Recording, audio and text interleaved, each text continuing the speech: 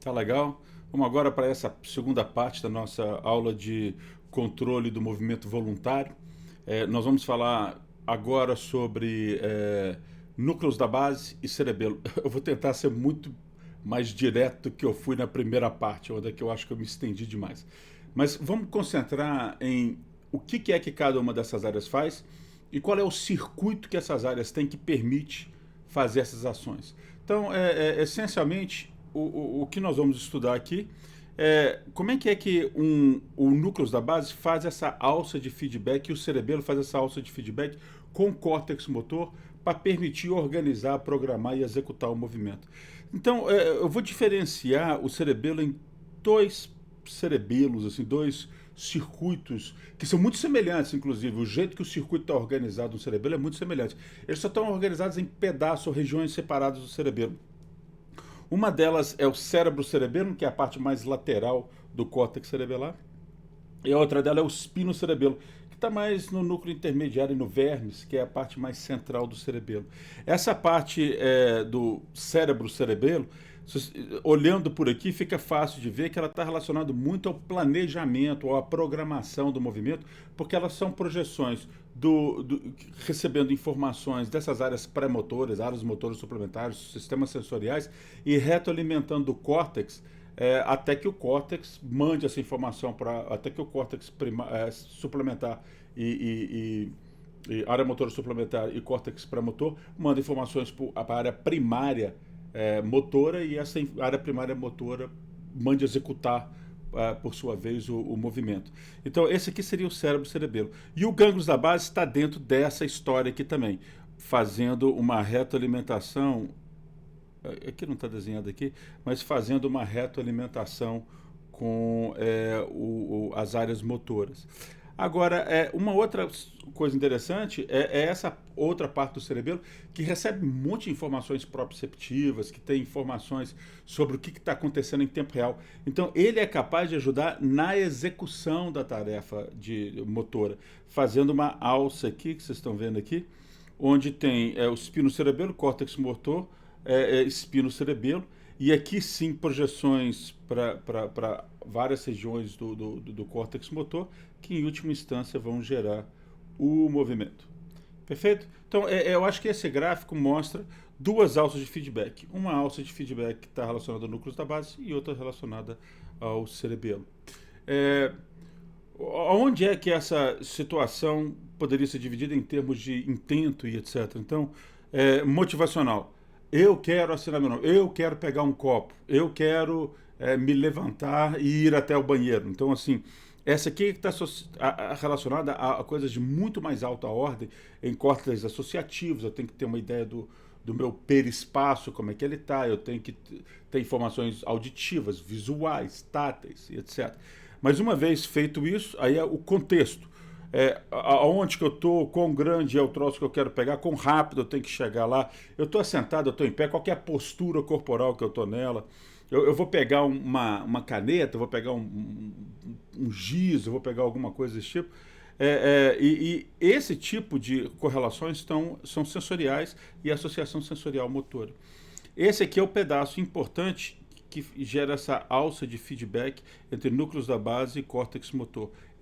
O gânglios da base é crucial nesse pedaço, de tomada de decisão, inclusive. Nós vamos ver mais tarde que ele trabalha até com áreas que não tem só a ver com o sistema motor. Ele pode trabalhar com outras áreas corticais, fazendo quase que o mesmo tipo de feedback em processo de tomada de decisão e comportamento executivo. Tá legal. Vamos. E aqui tem informações que estão relacionadas ao executar do movimento. O executar do movimento, quão rápido minha mão está indo, tem alguma carga no sistema e etc.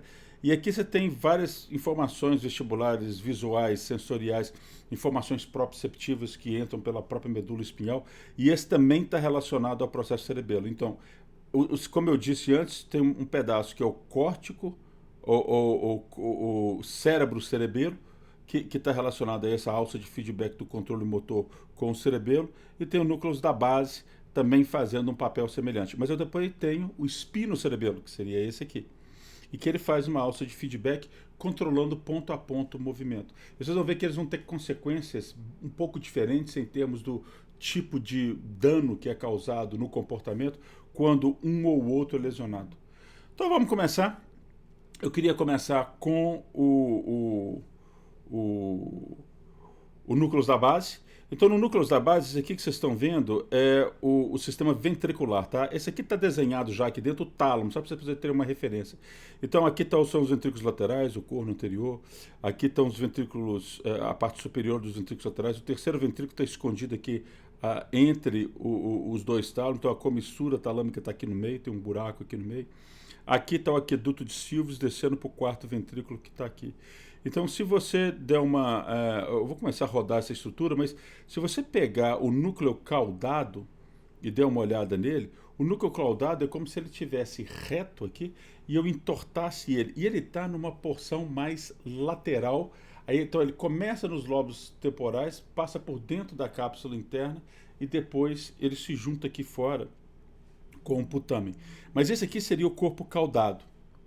Eu vou colocar aqui agora o globo pálido interno. Tá bom. Isso aqui é a cápsula interna, isso aqui são as fibras corticais que descem e vão acabar formando o trato piramidal e etc. Mas ó, pra você ver que a cápsula interna passa por fora do corpo caudado. Na verdade, esse pedaço aqui do lobo temporal, deixa eu até dar uma parada aqui, mas esse pedaço aqui do lobo temporal, se eu esticasse um pouco aqui para dentro, o complexo amigdaloide estaria aqui assim, voltado mais para a porção medial. Ele faz até uma protuberância dentro desse córtex do lobo temporal chamada uncus. Então ele estaria na ponta do lobo temporal. Então ele não tem outro caminho a seguir, não. Ele tem que dar a volta por trás, aí aqui ele passa por dentro da cápsula interna, e aqui assim estaria, do lado de cada cápsula interna, estaria o globo pálido, o putamen, etc. Então ele estaria... Essas estruturas estão do lado de cada cápsula interna, enquanto que o tálamo e o corpo do corpo caudado, né, ou a grande parte do corpo caudado, inclusive com a cabeça que vai se unir ao putamen, estão na porção mais mesial. Então eu vou continuar rodando isso aqui para a gente poder ver. Aqui agora nós vamos botar o globo pálido, a porção mais interna dele, que ela vai estar aqui assim, ó. Aí ela aí, ó. Isso aqui é a porção materna. Depois, em cima dela, o globo pálido externo. E depois, pelo lado de fora, o putamen. Então, está nessa sequência. É o putamen, o globo pálido externo e o globo pálido interno. Então, o globo pálido interno seria a porção que está mais pronta para poder sair, para conectar com as estruturas talâmicas. Agora, o globo pálido interno tem fortes projeções para o caudado, inclusive para a cabeça do caudado, para todo o caudado, você vai ver ele. Mas essa cabeça aqui, ela é tão emendada que se você dá uma olhada do ponto de vista embriológico, né, ou de embriologia, elas fazem parte de um mesmo contínuo de estrutura. Essa região aqui é a que a gente chama de núcleo accumbens, ela fica nessas regiões mais próximas, né, ao córtex pré-frontal, frontal. Né? Então essa região do núcleo accumbens, nós vamos ver depois, elas têm muito a ver com recompensa, principalmente as projeções dopaminérgicas que chegam a ela, tem a ver com essa história de que você sente prazer e está relacionado ao circuito do prazer. Mas vocês vão ver que várias outras conexões do caudado com o putamen vão acontecer. Mas como a cápsula interna está no meio, eu tenho que furar a cápsula interna para poder fazer isso. E quando eu furo a cápsula interna para poder fazer isso, eu acabo criando uma estrutura que parece estar toda estriada, parece que ela está cheia de estria. Na verdade, aqui está um desenho esquemático, né? Está parecendo que tem blocos e nódulos, mas ela vai se perfurando aqui e vai formando uma estrutura que parece ser toda cheia de estria.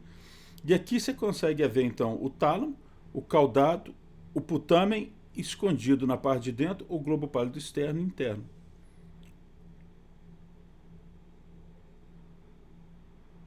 Então aqui está mostrando por cima. E só para ver como é que ficaria uma imagem de magnetorressonância, vou fazer um corte horizontal nisso e vou parar aqui a estrutura, só para te mostrar então.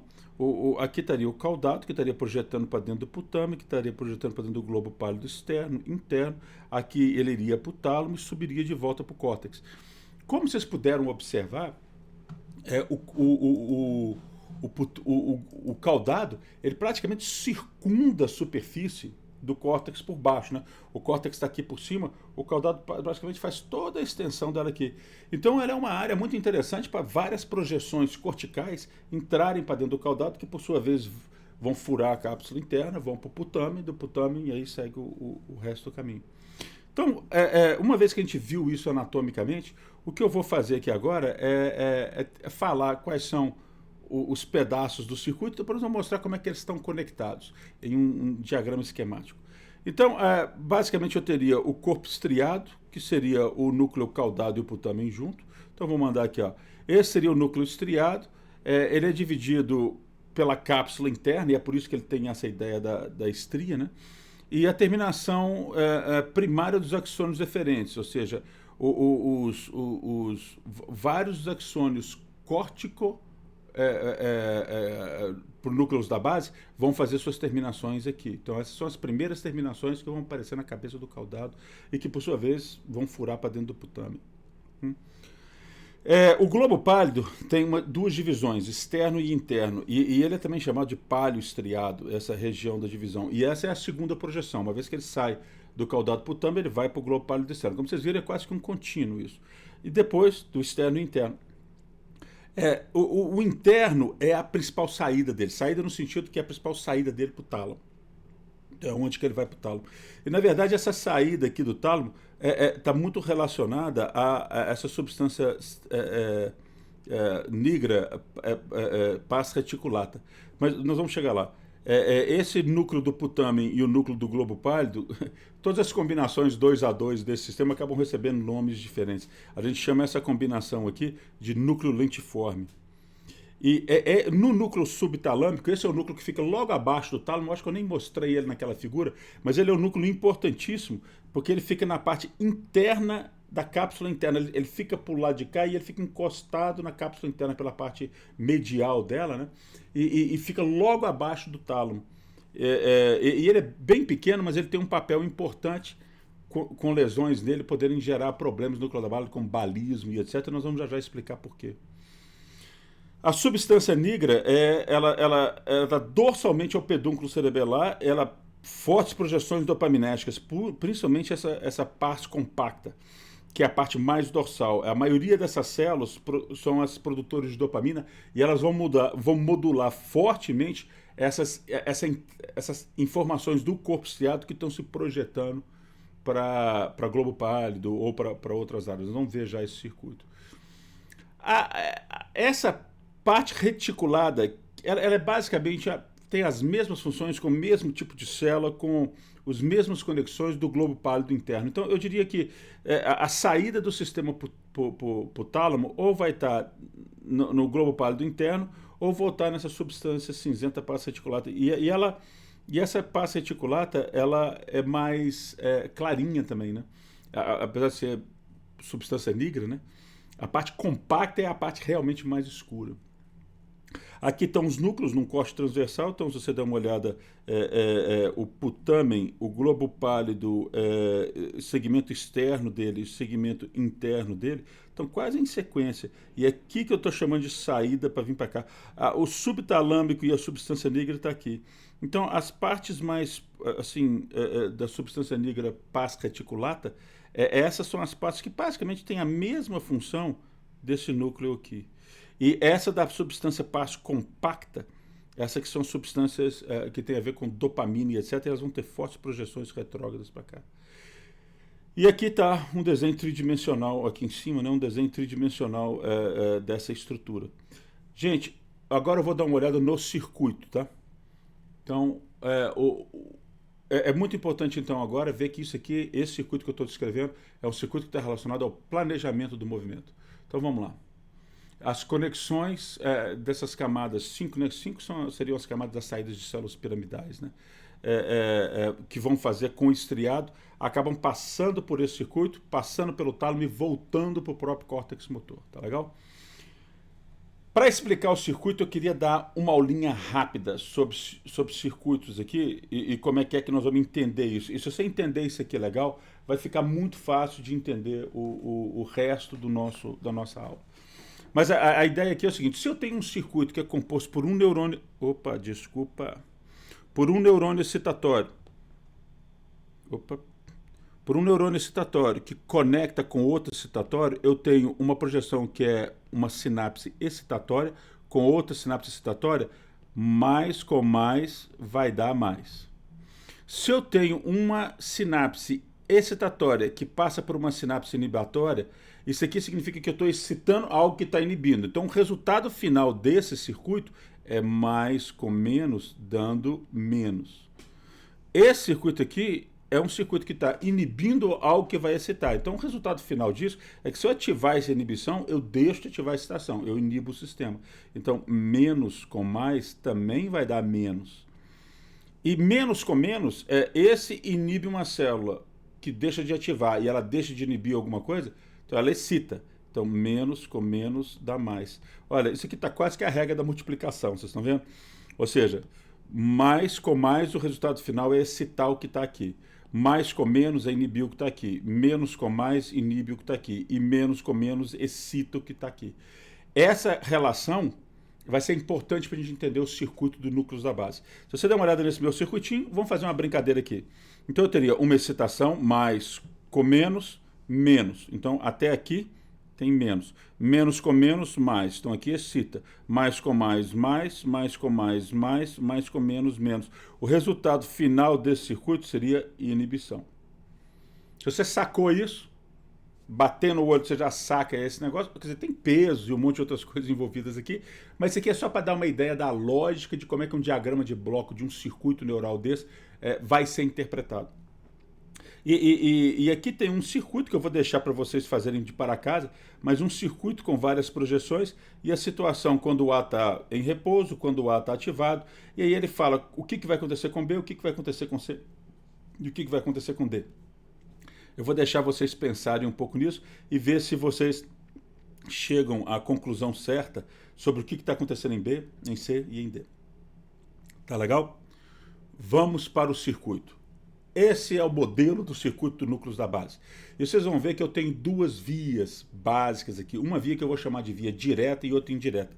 A via direta, ela vem do córtex do putame e vai direto para a saída do sistema, que seria o globo pálido interno e a substância negra. E daí ela já vai para o tálamo e volta. Então, esse caminho que eu estou fazendo aqui, ele é um caminho bem mais direto do que esse caminho, que passa pelo globo pálido externo, depois ele passa pelo o núcleo subtalâmico, do núcleo subtalâmico aí sim ele vai para a saída e depois ele vem para cá. E eles têm papéis muito diferentes em como que eles vão modular o córtex. Então vamos fazer aquela brincadeira agora. Eu vou esquecer isso aqui por enquanto, tá? Mas vamos fazer só o caminho. Isso em azul é excitatório e em preto é inibitório. Então em azul é mais, em preto é menos. Então aqui eu tenho mais com menos, menos. Menos com menos, mais. Mais com mais, mais. Então essa via direta excita o córtex. Ela faz o córtex funcionar. Ela retroalimenta positivamente o córtex. Já a via indireta, vamos ver o que vai acontecer com ela.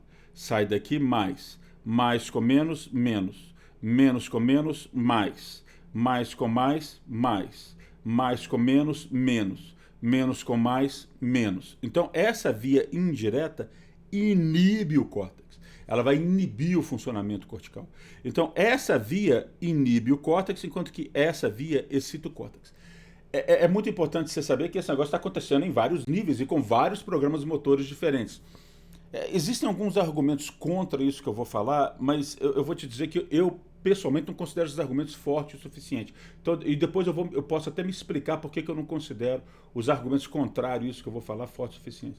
Mas eu encaro isso como sendo vários circuitos onde é que eu tenho um sistema de ativa o córtex e deixa passar no programa que você quer executar. E inibe programas laterais que poderiam influenciar negativamente o movimento. Então vamos supor que eu estou tocando uma flauta. Se eu não inibir o movimento do meu dedo esticar, eu estou tocando a flauta e meu dedo faz isso. Na verdade tem um tipo de distonia que a gente chama de distonia do músico, tem outra distonia do escrivão, são tipos de distonias desses membros distais, que acontece exatamente isso. Você está programando para poder tocar e de repente um dedo levanta. Isso pode acabar com a carreira musical desse cara. E também tem quando o cara está escrevendo, começa a acontecer uma distonia. Isso significa que Ou essa estrutura de inibição está comprometida, ou eu facilitei demais a estrutura da via direta. Em outras palavras, eu deixei passar um sinal que era para ter sido inibido, ou não fazer parte do programa. Só para não deixar vocês sem saber o que eu estava falando sobre as ideias a favor e contra isso, é que uma das ideias é que se eu tenho que deixar passar um programa específico e fazer uma inibição de todos os outros que pudessem acontecer, era de se esperar que eu tivesse projeções altamente difusas desse sistema, da via indireta ou direta, para várias regiões corticais.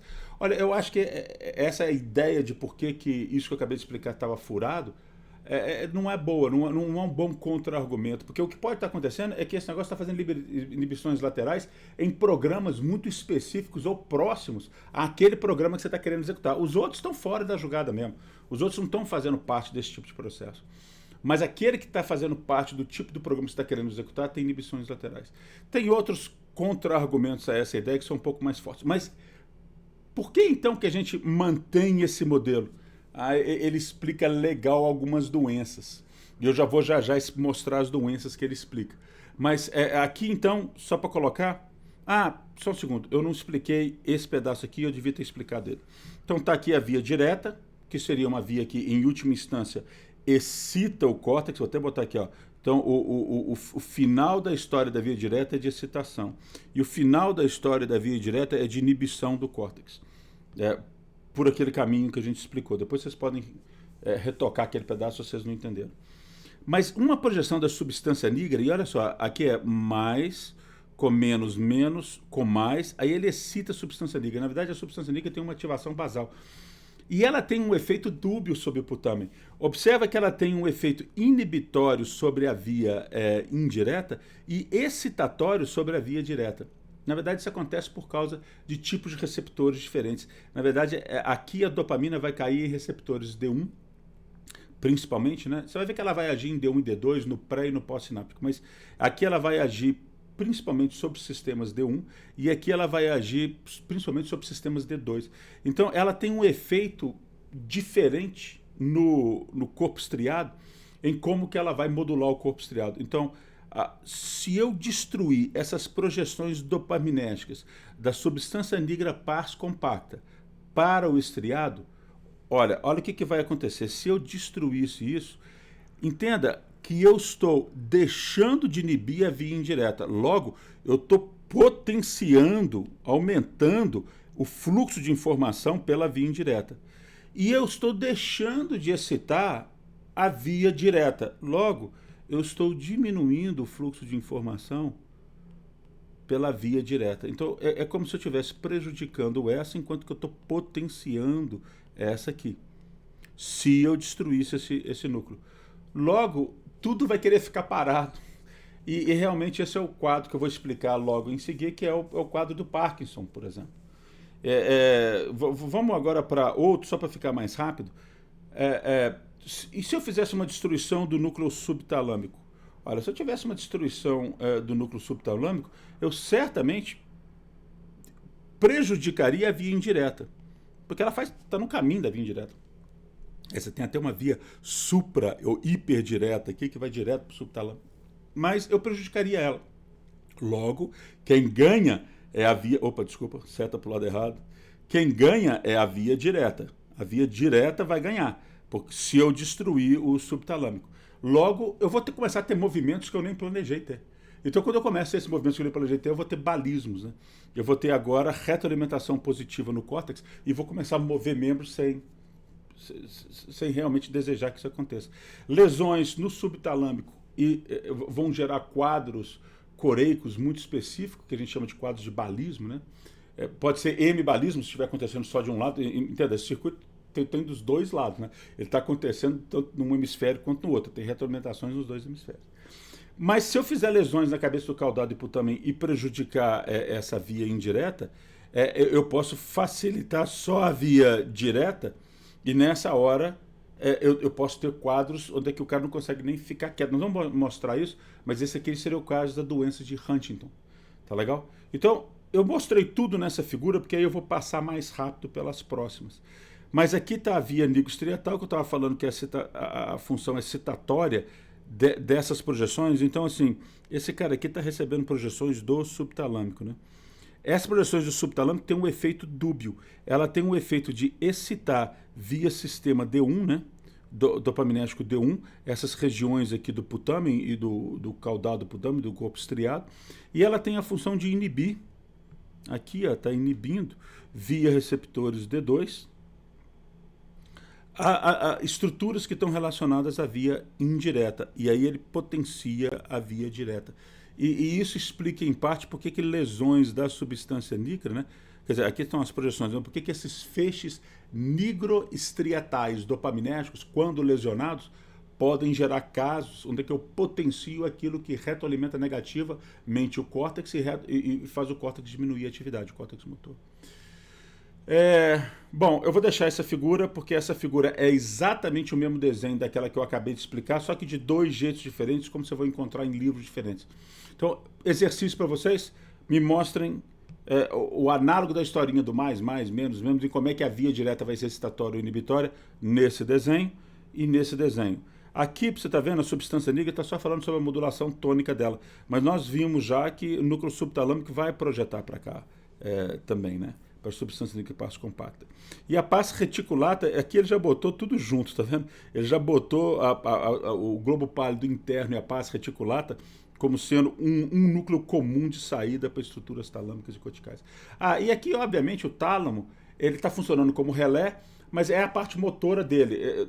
Dá uma olhada na aula anterior que eu falo muito rapidamente sobre que o tálamo tem um monte de outras partes que funcionam como relés sensoriais também, que são as porções mais posteriores dele, principalmente na parte do tálamo lateral, né? E não tão medial. Mas essa aqui que nós estamos falando são as porções um pouquinho mais anteriores da parte lateral que estão relacionadas a controle motor. Tá, então depois vocês dão uma olhada nessas duas e tentem ver, tanto nesse desenho quanto nesse desenho, que dá a mesma coisa, que dá certo igual. E aqui eu vou falar sobre o Parkinson, né, e aí a descrever que a doença que ele escreveu, que é o The Shaking Palsy, que é aquela ideia do tremor de repouso, sendo que talvez o sinal clínico mais predominante em pacientes compactos seja até mesmo a acinesia, ou a dificuldade de movimento, o aumento da contração tônica dos membros. Isso significa que se você pedir um paciente compacto para levantar da cadeira, ele levanta devagar, ele tem dificuldade para levantar. Se você pedir ele para andar, ele se move devagar. Se você bota o seu pé na frente do pé de um paciente Parkinson tentando andar, ele tem uma dificuldade enorme de saltar por cima do seu pé, de realmente passar o pé dele por cima do seu pé. É um dos testes diagnósticos, inclusive, que é feito para poder estudar Parkinson. Mas, essencialmente, aqui está o circuito normal, exatamente como a gente descreveu.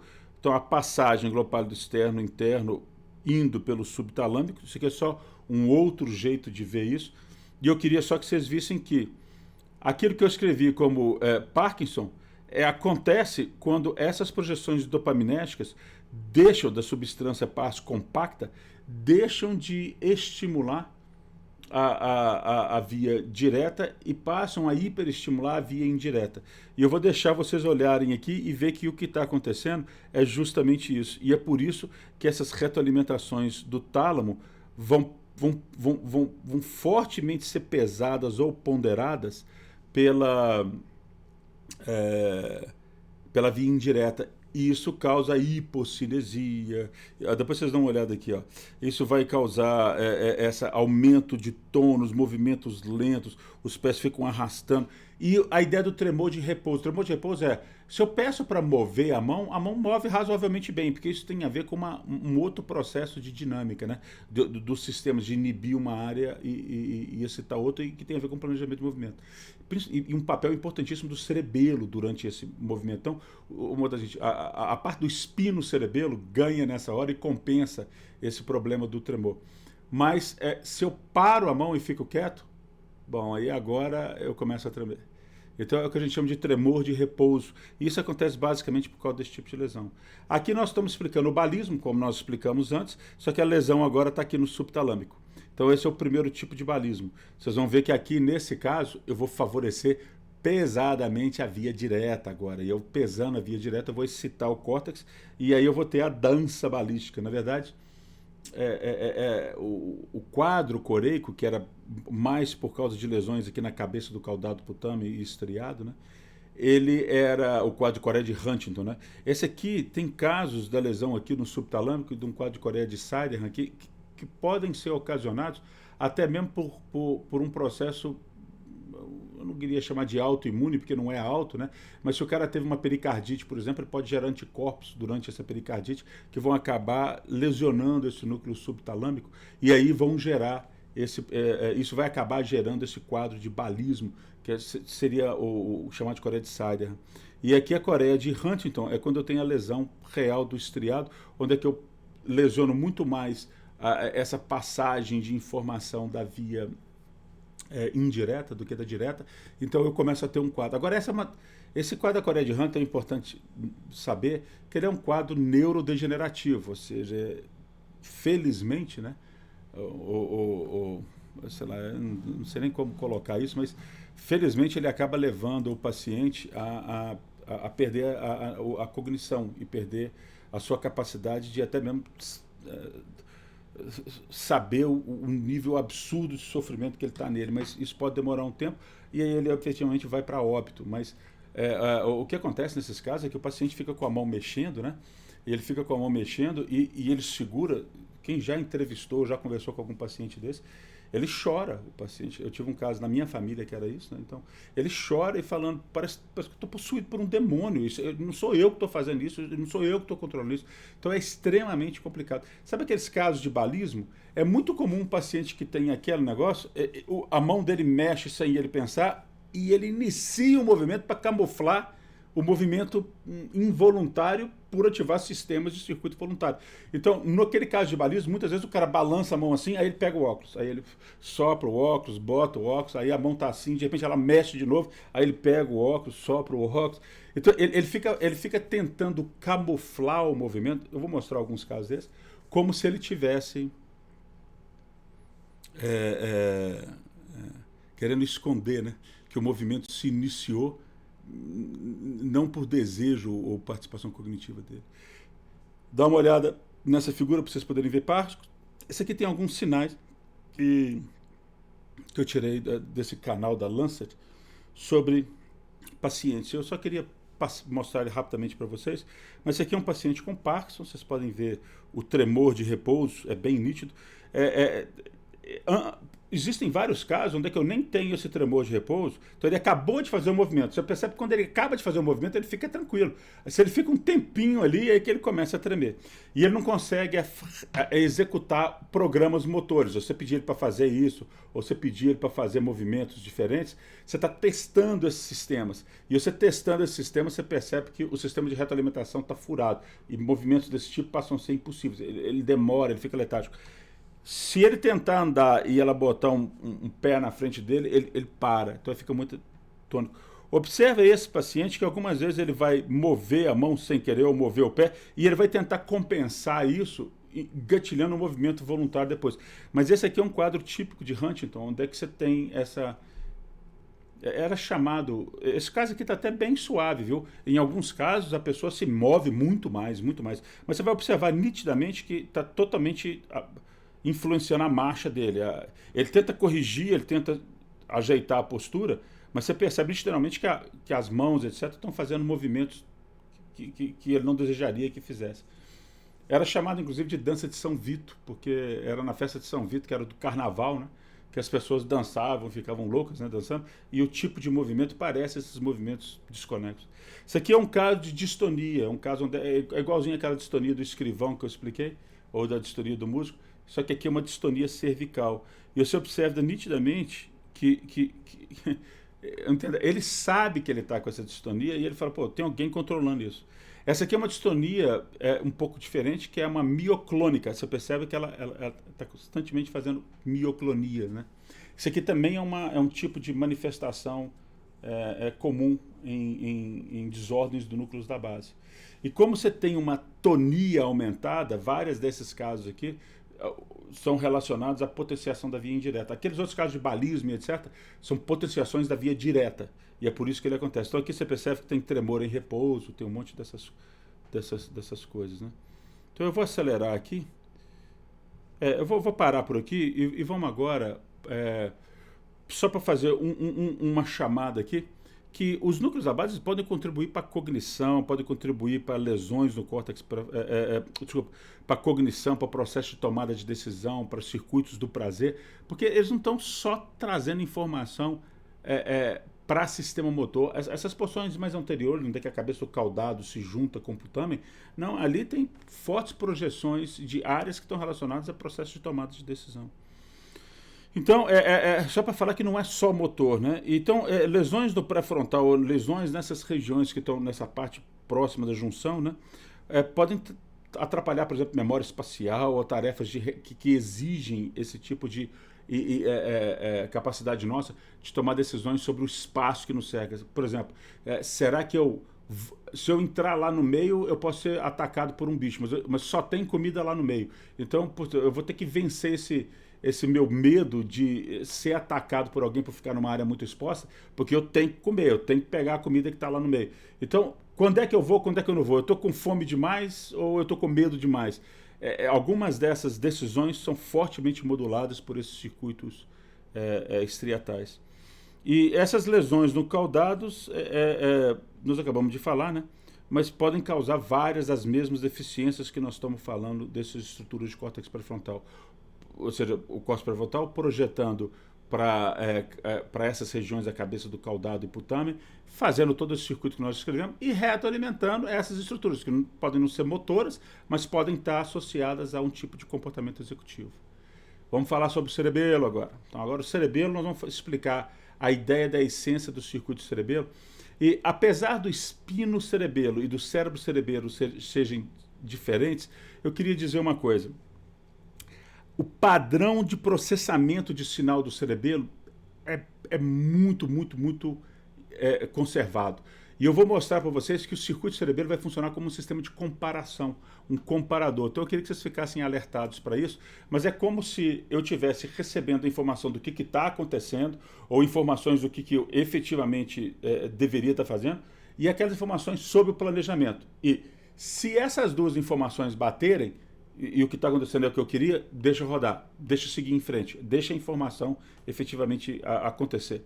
Mas se o que eu estou fazendo não é o que eu queria, ou seja, se tem uma discordância entre o planejado e o executado, ou se tem uma discordância até mesmo entre a ativação prévia do planejado e o efetivamente próximo do meu intento, modulado por outras áreas, como córtex parietal, córtex frontal e etc., ele bloqueia esse circuito, ou seja, ele é capaz de bloquear e falar, não, segura, e ele faz isso através de um bloqueio dos núcleos cerebrais profundos que estão modulando a retroalimentação dessas estruturas. Então ele bloqueia essa saída via células de Purkinje. Então ele é um comparador. Se está acontecendo, não bloqueia, deixa seguir.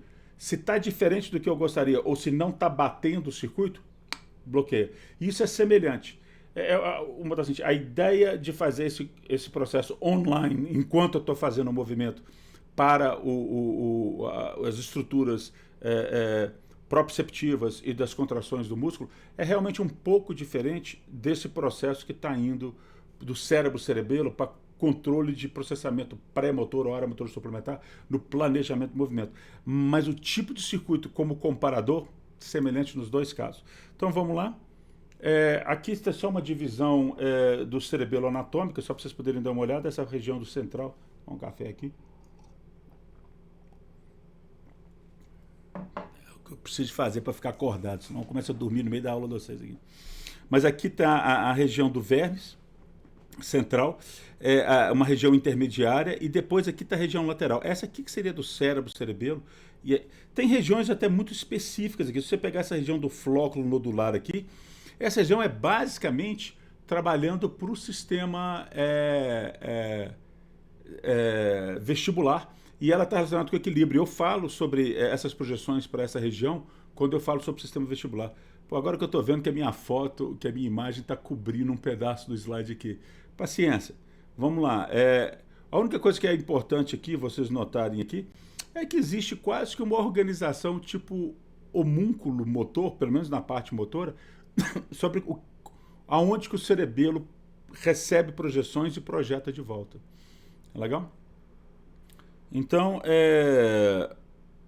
vamos dividir, então, o cerebelo em basicamente essas partes. Pô, mas que azar, eu não tinha visto que estava... O que está escrito aqui de baixo, tá, gente? Aqui, ó, é córtex cerebral. O que está escrito aqui, ó, acabei escrevendo de novo, né? Mas aqui é córtex cerebral, aqui, tá? Nessa parte aqui, ó, que está aqui.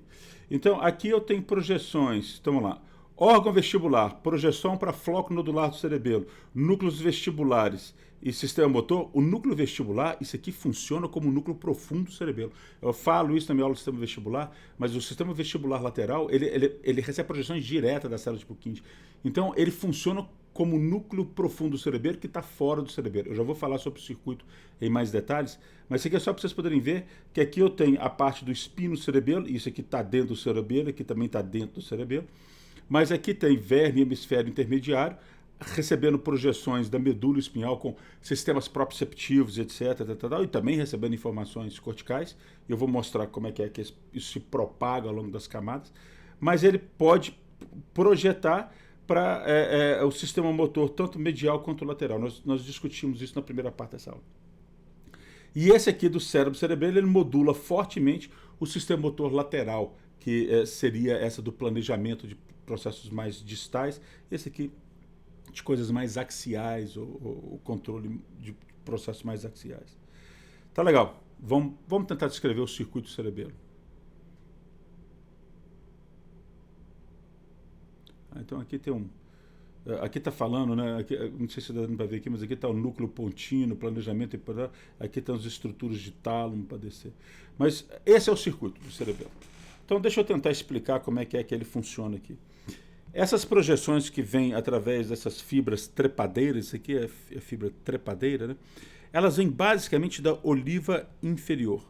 Ou seja, todas essas fibras trepadeiras vêm quase que só de uma região, só que é da oliva inferior. Essas aqui das fibras musgosas, não, essas aqui vão vir de outras áreas, né? E aí vem de córtex, a área motora suplementar. Eu vou fazer a lista depois. Mas essencialmente o circuito está comparando basicamente o que eu estou recebendo daqui com o que eu estou recebendo daqui. Então vamos seguir um circuito. Esse circuito que vem aqui através da fibra musgosa, tanto ele quanto da fibra trepadeira, estimulam o núcleo cerebelar profundo. Então aqui está esse núcleo cerebelar profundo. Só que ele estimula esse ao mesmo tempo que ele enrola todinho na árvore dendrítica de uma célula de Purkinje. Aqui dá para você ver em muito mais detalhe como é que essa fibra trepadeira, porque ela literalmente ela funciona como uma planta trepadeira, né? Ela trepa em cima da árvore dendrítica da célula de Purkinje. Então, assim, uma ativação dela ativa violentamente essa árvore dendrítica e ativa a célula de Purkinje, inibindo. Então, ela excita aqui, mas logo passando por aqui ela inibe. Então, se só esse processo estiver ativo, a saída do núcleo cerebelar, que vai para a área pré-motoras, está inibida. Ela não está ativando ou mandando uma informação de feedback positivo para as áreas pré-motoras. Porque a saída está sendo inibida pela essa projeção de célula de Purkinje. Nós temos que agora ver como é que ela deixa de ser inibida. Então, agora, só para deixar claro, as células de Purkinje, aqui está aparecendo um desenho esquemático, isso aqui está realmente muito real. Se você pegar as células de Purkinje, elas estão orientadas quase que em paralelo. A árvore dendrítica da célula de Purkinje não espalha no córtex cerebelar. Ela não fica aberta no córtex cerebral. Ela fica numa lâmina específica, ela fica quase que em 2D. Então eu tenho uma célula de Purkinje aqui, eu tenho outra célula de Purkinje aqui, tem outra célula de Purkinje aqui, e tem muita célula. Então de 50% das células do seu cérebro inteiro estão lá. E vamos botar, ele ocupa em torno de 15% do volume total do cérebro, com 50%. A densidade celular é altíssima no cerebelo. Ele tem muitas células, vocês vão ver que isso é importante para o tipo de processamento que ele faz. Mas essencialmente eu tenho várias células de Purkinje. Agora, já as outras fibras que eu vou mostrar agora, que são as fibras granulares, essas cruzam várias das células de Purkinje que estão enfileiradinhas uma do lado da outra. Então vamos tentar ver como é que o sistema granular funciona. Então essas fibras musgosas, eu expliquei essa aqui que enrola aqui na célula de Purkinje, vou explicar esse lado agora das fibras musgosas. Ela faz uma sinapse com essas células granulares. Essas células granulares sobem e fazem feixes de fibras paralelos. Gente, alguém vai atender esse telefone para mim, então não preocupa não. mas esse negócio sobe e vem para cá, ó, e vem para o lado de cá. Então ele vai cruzando várias células de Purkinje que estão em paralelo uma com a outra. E isso permite criar um padrão muito específico dentro de um comportamento motor muito complexo de acionar só aqueles sistemas sequencialmente que tem a ver com o padrão que você deseja e inibir fortemente aqueles que você não deseja que aconteçam daquele jeito.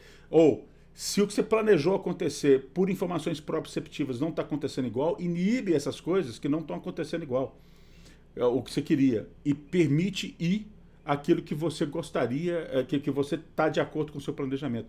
Isso mostra, inclusive, coisas da primeira aula, que por que cargas no sistema poderiam afetar o modo de funcionamento de alguns neurônios de áreas premotoras, né? Tá legal. Então, essa célula granular gera essas fibras paralelas, né, que vão acionar, que vão se estender por quase toda a extensão desse córtex cerebelar, né? E ela forma esse feixe de fibras paralelas, tanto para um lado quanto para o outro. Ela excitando isso aqui, eu tenho células em cesto e células de Golgi que elas causam inibições laterais. Então, o que é essa inibição lateral?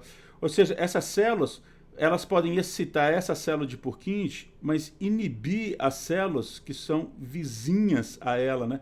Então, aqui eu estou tentando desenhar, sem atrapalhar muito o outro desenho, uma célula de Purkinje que está vizinha para esse lado e uma célula de Purkinje que está vizinha para cá. Há várias dessas células, células estreladas que estão aqui, e algumas dessas células, a célula de Golgi, na verdade, tem uma outra função, mas essas células estreladas poderiam ser para focar o circuito que está entrando aqui só em uma determinada feixe de camadas. Então ele inibe camadas laterais, ele inibe as células ou os circuitos laterais a esse feixe que está passando. Então, células que estão de um lado e de outro acabam sendo inibidos por esse processo de inibição lateral por alguns desses interneurônios. Tá bem difícil de mostrar isso aqui, mas seria muito legal se eu tivesse um desenho tridimensional grandão. Mas é só para mostrar que muitas vezes o que está sendo mostrado aqui como um processo que parece que essa célula está agindo sobre o próprio neurônio de um mesmo circuito, ela pode estar agindo sobre circuitos laterais. Isso não está indicado na figura aqui mesmo. Mas essencialmente, se você der uma olhada no papel deixa eu botar isso de outra cor. Se você der uma olhada no papel dessas células, são alças de feedback, ou seja, esse sistema está sendo excitado e essa célula de Golgi está fazendo um sistema de contenção para não deixar que seja ativado demais essa via de estimulação das fibras paralelas. Então, essas células de Golgi, essas células em cesto e essas células estrelares são muito importantes para fazer processo de inibição lateral e para conter um pouco o fluxo de informação. Excelente. Então agora vamos lá. Onde é que está o processo do comparador? Como é que o comparador funciona? Olha, esse cara excita aqui, ao mesmo tempo ele vem aqui, ele vai fazer sinapse com algumas dessas células, ele excita aqui, isso aqui inibe isso, então vira o mesmo caso da fibra trepadeira. Ele excita por aqui, mas inibe por aqui. A fibra trepadeira ela inibe com mais força porque ela enrola. Então, assim, não existe chance de um disparo de uma fibra trepadeira não inibir, não ativar a célula de Purkinje. Então, uma vez que esse negócio está desse jeito, como é que o comparador funciona? Olha, e agora vem um processo de aprendizado que é interessante. Se o que está entrando pelas fibras musgosas foi igual à informação, ou simultânea à informação que está entrando pelas fibras trepadeiras, e elas atingirem simultaneamente a célula de Purkinje, a célula de Purkinje começa a enfraquecer essas sinapses que estão chegando nela. É um fenômeno que a gente chama de LTD, Long Term Depression. Ele deprime essa sinapse. Então agora, a capacidade modulatória, tanto das fibras musgosas quanto das fibras trepadeiras, diminui naquele neurônio, quando aquele específico pedaço do circuito é ativado. Então, o que acontece? Agora ele excita, mas ele não inibe. Logo, esse cara aqui aumenta a atividade e ele é capaz de alimentar com feedback positivo os circuitos de áreas premotoras. Isso acontece por um mecanismo de aprendizado e memória. Então, entenda, Quando você é neném, você pode não ter circuitos totalmente programados, mas o Neymar, por exemplo, deve ter um monte desses circuitos programados para chutar uma bola que está com a grama dessa altura, com a grama dessa altura, com a grama dessa altura, com vento de um jeito, vento de outro, com chuva, sem chuva, de tal jeito que não interessa as condições do campo, da bola, do peso, ele tem um programa motor para cada uma dessas situações e ele ativa. Ele já aprendeu a fazer o long-term depression para aquela situação. Então, se tudo tiver certo, ele vai inibir qualquer outro programa de grama alta, de chuva. Se o dia está de sol e a grama está baixinha, ele só aciona aquele programa. Ele não bate mais forte porque ele está recrutando outro programa. Esse padrão de inibição de qualquer outra coisa via célula de Purkinje, que não é o que você está planejando, vai fazer com que os núcleos cerebrais profundos não estimulem, não dê essa retroalimentação positiva para a área pré-motora. Mas se o circuito que ele quer tocar é aquele para aquelas condições climáticas, os sensores vão entrar e vão começar a alimentar o cerebelo. Eu não sei se vocês lembram disso, mas eu tenho projeções espinocerebelares levando do núcleo dorsal de Clark informações diretas sobre o sistema proprioceptivo, sobre tudo como que está acontecendo com os músculos para essa área, para o cerebelo. Então o cerebelo tem condições de fazer isso, inclusive enquanto o movimento está acontecendo. E, obviamente, fora do movimento acontecer, até ele faz isso antes mesmo de iniciar o movimento. Mas na parte do espinocerebelo, ele faz essa comparação e só deixa gatilhar aquele programa que tem a ver com aquelas condições ou com aqueles estímulos que ele está recebendo. Esse aqui é só para mostrar esses feixes paralelos, e esse desenho que vocês estão vendo aqui é em um corte, mas entenda que isso aqui está acontecendo aqui. Ou seja, eu tenho essa estrutura repetida em várias vezes. Então começa a ficar muito fácil de você observar como é que eu poderia gerar um padrão, né, de disparar esse, para... se eu quiser dar um chute, o Neymar dá um chute em uma bola que está com uma grama desse tamanho. Mas eu tenho facilitado esse outro programa motor, vamos botar assim, esse outro programa motor, alguns podem até ser coincidentes, tá? Pode até ser o mesmo do antigo, né? Então você viu que eu fiz umas bolinhas de fazer aqui em cima das outras bolinhas que eu estava fazendo. Mas, e outras aqui podem ser aquele padrão que é ativado ou que deixa passar o fluxo quando o que está acontecendo é igual ao que eu estou planejando, para outras situações sensoriais totalmente diferentes, ou para outras situações peristímulo totalmente diferentes. Né? Desculpa, de percepção visual peripessoal, né? Assim, do que está acontecendo perto de mim é diferente. E até mesmo espacial, e etc. Aí envolve estruturas tipo pré-frontal, frontal, e etc. E essa estrutura do perispacial estaria mais relacionada ao fluxo dorsal, né? Dessa informação visual que está passando pelo o córtex parietal, né? Associativo. Perfeito. Eu espero que isso tenha ficado razoavelmente claro para vocês.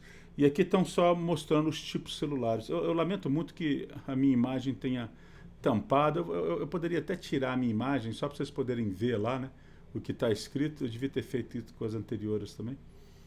Mas aqui é só para vocês verem cada um dos componentes. Aqui é só aquela ideia que eu estava falando sobre as várias lâminas, só para ficar claro, né, que é impressionante como é que essa estrutura da árvore dendrítica, da arborização dendrítica, ela está organizada exatamente desse jeito, ou seja, ela não espalha, ou seja, essa arborização dendrítica não espalha para regiões laterais, não, ou no feixo antero-posterior do cerebelo, não, ela fica perfeitamente alinhada em uma determinada faixa transversal do cerebelo. Então aqui também tem todos os circuitos. Depois vocês podem dar uma olhada e tentar identificar as células. Mas é assim que o cerebelo funciona como um comparador. Então aqui rapidamente, as fibras trepadeiras, que eu falei que eu ia falar isso, né? Elas vêm do córtex cerebral, núcleo rubro, tronco, formação reticular, núcleos cerebelares e medula espinhal. Tudo isso pode projetar via olivo inferior. Então a única forma de entrada dele é via olivo inferior. Aí ele vem pelo pedúnculo cerebral inferior e entra e aí faz parte daquele circuito. Essa é a parte que ele vai mandar uma projeção para núcleo profundo cerebelo e outra projeção enrolando na árvore dendrítica das células de Purkinje, né? Então, assim, eu não sei se eu gostei muito dessa sequência aqui, mas é porque ele faz isso simultaneamente, né? Esse aqui ele projeta para cá, ele vem para cá e ele faz isto e isto, né? por caminhos paralelos, né? É, deixa eu apagar aqui. Então, a parte da medula, que seria a parte espinocerebelar, ela recebe, via essas projeções, um monte de informações proprioceptivas. Então, eu posso interromper movimentos que não deveriam estar acontecendo, alterações de velocidade, aceleração e etc., porque eu tenho que ajustar meu apoio para poder executar o movimento. Eu pego um troço muito pesado que me puxa para frente, eu tenho que fazer todo um ajuste da minha postura para poder pegar aquele objeto pesado. Já as fibras musgosas, elas vão vir de um conglomerado de projeções, né? Mas aí elas vêm desses feixes espinocerebelares, córtico, ponto cerebelar, reticular, núcleos vestibulares profundos, etc., indo para as células de Purkinje. E aí, obviamente, aqui é aquela mesma situação, né? Esse aqui, ela entra pelo pedúnculo cerebelar superior, médio e inferior, ela entra pelos 3 lugares, porque ela entra de várias regiões diferentes dessa região de bulbo-pontina, né? Ela entra de vários desses pontos, então ela acaba, onde ela está mais perto, ela sobe pelo pedúnculo cerebelar que leva para lá. Então aqui ela vai receber um monte de informações dessas áreas que nós já estudamos como as vias descendentes córticos espinhais, né? E é esse conjunto que faz com que você faça ajustes de equilíbrio, faça ajustes posturais, compare o que está acontecendo com o que não tá, com o que você queria. E aqui, só para vocês poderem ver, isso aqui é basicamente o que nós já falamos, né? Que é como é que ele integra, que ele faz esse controle postural, que ele tem um papel importante no aprendizado de habilidades, por esse fenômeno que a gente descreveu como LTD, Long Term Depression, e as regiões, e fazendo com que várias regiões cerebrais trabalhem em conjunto. Eu vou deixar vocês, já estou estourando meu tempo aqui, mas várias dessas particularidades do cerebelo para sistema vestibular e outros sistemas de controle postural, eu já expliquei em outras aulas, eu não vou explicar aqui de novo, tá? Então eu vou deixar isso aqui para vocês poderem ver depois, tá? E isso aqui basicamente é o circuito que nós acabamos de descrever desse jeito. Isso aqui são curiosidades sobre o cerebelo, eu já falei sobre várias dessas coisas, tá? Então,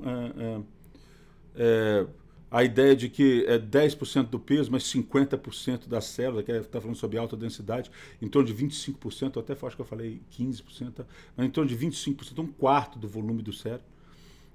Mas com metade dos neurônios, então a densidade celular é altíssima, né? Aqui estão as funções dele como comparador, principalmente, né? E fazendo esse processo. Falei sobre a aprendizagem motora, né? Essa parte dos reflexos, vestíbulos oculares, etc., eu explico na minha aula de sistema vestibular. E aqui está falando sobre o problema do sistema vestibular. Enquanto que as lesões do núcleo da base têm a ver com letargia de movimento, esse aqui tem a ver com uma capacidade de atrapalhar a cinética do movimento, né? Então, assim, se eu quero mover meu dedo para a ponta do nariz, mesmo com o olho fechado, eu faço isso. Um paciente que tem lesão no cerebelo, com o olho fechado, ele não acerta o nariz.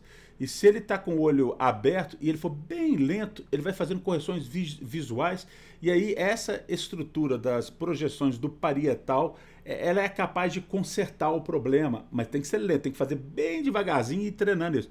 Mas com o cerebelo intacto, ele já sabe um programa motor já acionado por aquele padrão de células de Purkinje para fazer você mover e bater o dedo no nariz. Mas se você tentar fazer isso mais rápido com uma lesão cerebelar, você balança e não acerta.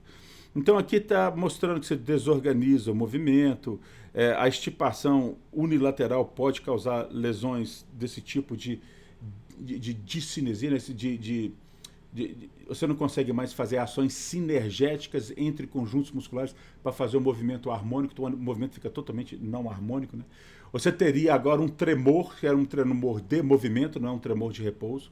Eu tremeria quando eu tentasse mover, mas se eu paro eu fico bem, porque aí eu estou... Esse seria um papel mais do núcleo da base, ativando violentamente o equilíbrio entre via direta e indireta, né? Mas aqui agora, quando eu estou movendo, eu movo com tremor. Quando eu paro, eu fico reto. No caso do núcleo da base, eu movo sem tremer e quando eu paro, eu tremo no núcleo da base. Então, isso tudo está explicado aqui. E eu acho que eu tenho um exemplo disso, de um distúrbio de sinergia. Presta atenção nesse cara aqui. E ele fica retinho com esse lado aqui, ó. Isso é porque a lesão dele no cerebelo está só do outro lado. Então, o lado direito dele está funcionando normalmente. O controle motor que está no hemisfério esquerdo, obviamente por causa da decussação, está controlando perfeitamente e ele consegue botar o dedo no nariz. Agora, olha o que acontece quando ele tenta usar esse lado do cérebro. Toda vez que ele tenta parar e indicar, ele não consegue manter o controle da cinesia por causa do peso do braço dele. Mas observa que ele tem uma dificuldade grande de fazer o movimento de rodar e ir para o nariz. Ele erra. Se eu estivesse fazendo o traçado para ele chegar no nariz, o traçado vai para cima. É como se ele tivesse subido demais e falado assim: opa, opa, fui longe demais, desce mais, e desci demais, sobe demais. Então ele erra o movimento. Tá? E aqui é só para falar sobre os primeiros casos de distúrbios cerebrais, aqui, de casos de 1917, onde é que eles vieram de soldados que tiveram lesões violentas nisso, né? Lesões por causa de tiros ou estilhaços de granada e etc. E aqui tem outros casos de lesões agudas, né? Depois por causa de acidente com arma de fogo. Né?